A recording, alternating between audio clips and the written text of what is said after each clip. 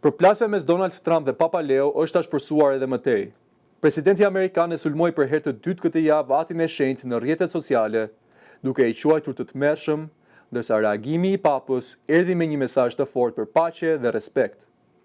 Gjatë fluturimit nga Algjeria drejt Kamerunit në kuadër të turit të tij 10 ditor në Afrikë, Papa Leo deklaroi se bota sot ka nevojë të dëgjojë më shumë mesazhe bashkëjetese dhe uniteti.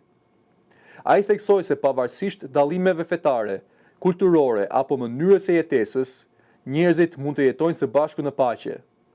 Sipas tij, ndërtimi i urave mes komuniteteve është rruga e vetme për të shmangur përçarjen dhe konfliktet. Papa vlerësoi edhe vizitën e tij në një xhami gjatë qëndrimit në Algjeri, duke e cilësuar si një simbol të rëndësishëm dialogu mes feve dhe kulturave të ndryshme. Deklaratat e tij vinë në një moment tensionesh të larta ndërkombëtare, ndërsa komentet e Trump kanë shkaktuar reagime të shumta në Shtetet e Bashkuara, si nga besimtarë të krishterë, ashtu edhe nga figura publike. Kjo është hera e dytë brenda pak ditësh që presidenti amerikan sulmon publikisht Papën, duke hapur një debat të ri mbi rolin e fesë, politikës dhe ndikimit moral në kohë krizash globale.